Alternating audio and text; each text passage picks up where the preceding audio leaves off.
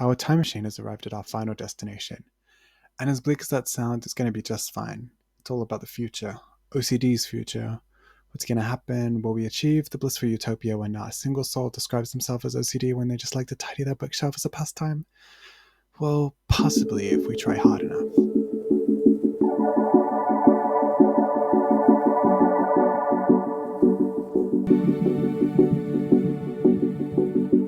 Welcome back to OCD. I'm Declan Fuller, and it's the final episode of the three-part podcast series discussing obsessive compulsive disorders past, present, and future. Finally, we're entering the future, right after a short stop. Social media. I was reluctant to tackle the double-edged sword that is social media. On one hand, it can be the best place to advocate for social injustice, meet friends, play games. On the other hand, it can be filled with many trolls who have no interest in what you actually want to say. Well, I was always taught to deliver the bad news first so the blow doesn't hit as hard. So let's talk about why social media has its downsides when discussing mental illness. TikTok has grown to be the most downloaded social media app on the App Store. It rose in popularity due to its fast-paced swiping nature. In 2017, this increased to 60 seconds, and later to 10 minutes in 2023. This allowed for more in-depth content, longer conversations, opportunities for people to talk, to ramble, and to misinform. The app is infamous for its large amounts of self-diagnosing. Conditions like ADHD and autism have been thrown around more and more frequently. Innocent behaviors like having niche and passionate interests have now been labeled as hyperfixations. The Oxford Specialist Tutors describe hyperfixations as an intense focus on one thing to the exclusion of everything else. This is a common symptom of the conditions mentioned before. It can be described as both a negative and positive trait, depending on what the hyperfixation is on. Mental health terminology is no stranger to being misused, and it's certainly no stranger to OCD. It's its best friend. I may have mentioned people saying I'm so OCD a lot earlier, but it is a real issue that is made even worse with the grown access to social media. Every thought people might have in the privacy of their own home is displayed online. I'm going to read some actual quotes from people who have self-diagnosed themselves on TikTok. I want to emphasize that I have not made any of these up.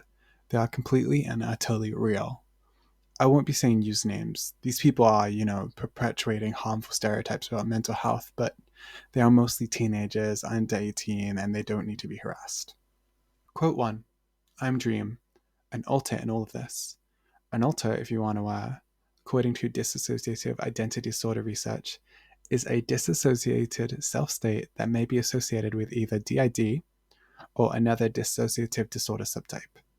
In cases of DID, most if not all alters can take recurrent control of the body in which they reside. Alters each have their own perception of self as a unique individual or entity and do not view themselves as only an aspect of a complete person. Honestly, I think I deserve a medal for not slipping up on all of those words, but to put that into simpler terms, an alter is a separate personality which can form out of trauma. Having an alter is called dissociative identity disorder, DID, which was previously known as split personality disorder when it was less researched. So what? They have this condition and one of their alters is called Dream. Well, it's not that easy, I'm afraid. Later in that TikTok, they reveal this Dream alter is none other than the real-life video game streamer called Dream. We can laugh about it, sure. I did laugh when I watched that video. A lot, actually. But it does perpetuate terrible stereotypes the condition already has, with horror movies like Split and Identity portraying these people like wild animals who are violent and unpredictable. In another TikTok, a woman describes signs that you have ADHD. Yes, you heard that right. You have ADHD. Congratulations. I'm not sure how you feel about finding that out on a student podcast instead of at, a therapist or a doctor, but, How do I have it, you're asking? Well, you have a lot of new obsessions. Wait, everyone has those. Let me try again. You have trouble sleeping at night? Wait, what do you mean roughly 1 in 3 adults globally have insomnia symptoms? You eat too much? Okay, that one is just rude. No, you don't have ADHD. Well, you might, but I was close though, right? No? Okay. Yes, she actually listed all of those reasons as why you have ADHD. I'm in no way denying that people with ADHD experience any of these, maybe to a higher degree. but listing these completely normal experiences as strictly belonging to ADHD is harmful. It normalizes them, making it harder for people with actual ADHD to be taken seriously. What does this have to do with OCD? You know, the condition we're actually talking about? Well, DID and ADHD are far from the only examples of people self-diagnosing themselves or making a mockery of a mental illness. OCD experienced this self-diagnosing trend way before the era of TikTok or social media, as did most illnesses. This is the last time I'm going to say this phrase, but the "I'm so OCD" phrase has become so normalized, making it even harder to diagnose. Did you know that most people who are diagnosed with obsessive compulsive disorder were diagnosed when they were over the age of 18, despite symptoms showing up as early as childhood? I'm in no way trying to target these people, so let's look at why they might argue for self-diagnosing and why they might have to. Despite the cons of self-diagnosing, some people do believe there are also pros. Pharmacy Direct Great Britain, who describe themselves as trusted pharmacists since 1964, list a few ways that self-diagnosing can benefit someone who believes they are suffering with something. They say that an internet diagnosis can be much quicker than getting one by setting up a doctor's appointment and waiting for the doctor to examine you. Another pro they listed was that it helps you realize your symptoms are completely normal and will pass in no time. Well, as you might have realized, they're pharmacists, and most of these benefits are not transferable to mental illness. Symptoms are a lot more nuanced than a rough cough or a headache. Well, let's see what people are saying about self-diagnosing mental health then. But first, let's just break down what self-diagnosing is in the simplest terms. Well, it's when we label ourselves as having a mental condition without the actual confirmation from a professional. With the rise of TikTok, where information is spread at a rapid rate, a lot of people will view anecdotes from other people about their conditions and be like, wait, me too. And just like that, a stork glides down from the sky and hands a teenager a certificate. On that certificate, it says in shiny, dazzling, glittery gold writing, "You're autistic." Everyone leaps out of their hiding spots like it's a surprise party and claps. I'm there too, clapping along. Congrats on that new mental illness. Who needs doctors? I'm just kidding. People do make solid points about self-diagnosing. In a journal written by Jessica A. Jaramillo, an interim crisis coordinator and clinical supervisor at the Counseling Center, she says, as in any other field involving humans, we make mistakes, fall victim to biases, misconceptions, lack of knowledge, and expertise in certain areas, and also burnout. She goes on to say, striving to be a good therapist requires us to constantly work on ourselves, both personally and professionally, and to recognize our own limitations. However, as with everything, it is not a perfect system.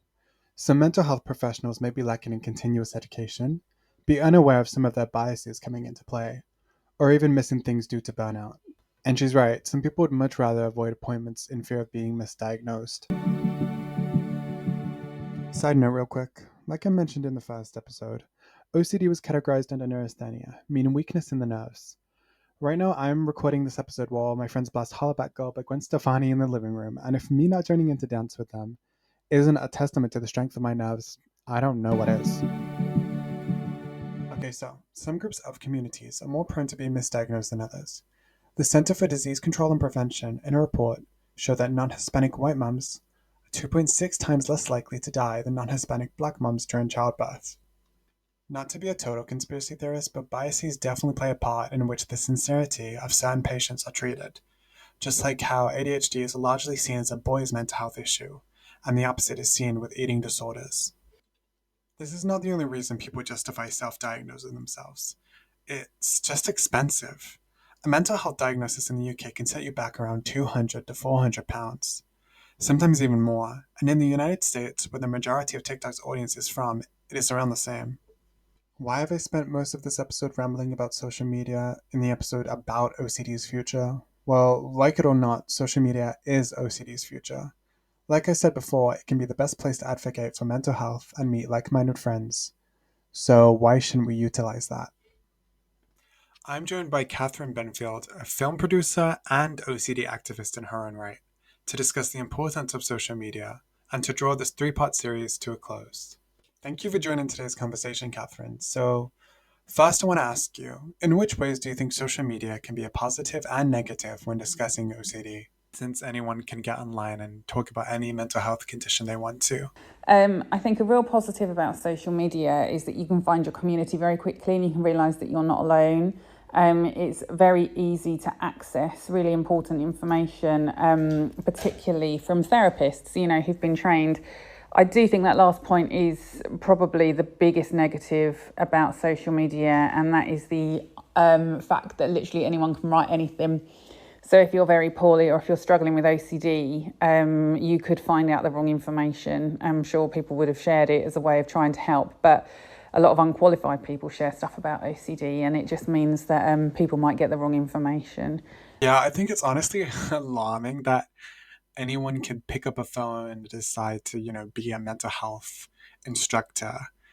And I definitely agree. Like, I think we should stick to the professionals. I mean, it's definitely valuable getting information about OCD from people with OCD, but you should bear in mind that their experience isn't going to be everyone's experience. A year ago or something, I interviewed someone about their OCD, and they talked about every subtype they experienced and how to deal with it. And I did not experience a single subtype that they experienced. And that's because OCD is just so vast. There's so many different types of OCD. So I think as good as it is to get experience from people with the condition that you think that you have, definitely seek out therapists also. Okay, so according to you, what do you think is the most effective way to advocate for OCD? I think there's lots of effective ways to advocate for OCD, depending on who you want, what you want to do and how you want to do it. So I'd actually say one of the most effective ways of advocating for OCD is to help people who are already out there doing it. That is helping the charities, finding out what you can do for them. And they have all sorts of roles. They have things behind the scenes so that you wouldn't even need to be named. They have media volunteers if you wanted to share your story with the media. So I think normally it's probably better off. It's almost easier to support people who are already doing something. But then again, when you become an advocate in your own right, you're your own boss. Setting up a blog and everything is really hard. Producing a lot of content for social media is very time consuming and energy consuming. But you are your own boss that way and you can do it however you want. So I wouldn't say there's necessarily the easiest way. I would just say there's lots of different versions that might be easier depending on what you want. Yeah, I think with the introduction of social media, there's a lot more ways to advocate. And a lot of it may be performative, but there's definitely some real things you can do without even leaving your room. Okay, I have one final question. What would be the best way to support someone with OCD as someone without OCD? And why would this generally just be a good I thing? think this would be to make sure that they understand OCD properly, so that even if they can't ever really put themselves in that person's place, they can do as good a job as possible with it, and just make sure they know exactly how to support them, whether that's, encouraging them to go outside to get some sun, or whether that's ringing the doctor and making an appointment, being aware of, I think just keeping conversation going and knowing what helps that person will really help. I completely agree, and thank you for taking time out of your day to give us your insight. We find it very valuable, and good luck with your future projects. Good luck with your studies. That leads us to the end of this three-part series. I know you're all going to miss my severely monotone voice, and I'm sorry, okay? It's like when my mouth faces the microphone, all of my soul is sucked out of me. But anyways, I hope you learned at least something and come away with a better understanding of OCD, or you just enjoyed my bitter complaints I wrapped up as sarcastic jokes. We just stepped out of the time machine. The world is fully accepting of every mental illness and disability. Yeah, right. As you step out of the time machine, you realize the earth is a little warmer than it was in your timeline. In fact, it's scorching. You don't spot a single ounce of green. You walk a little further, so now that the time machine is nothing more than a little small box miles behind you. Where is everyone, you ask? I don't know, I tell you as the narrator and voice in your head. Everyone finally understands OCD, right? You ask. They did, I reply, still nothing more than a voice. What do you mean? You cry out in uncertainty. You're going to need to sit down. Global warming and pollution has destroyed everything. You turn to me, despite me not having a physical form, and switch your frown into a subtle smile. We tried our best, you say nonchalantly before shrugging. We sure did, I tell you. We sure did.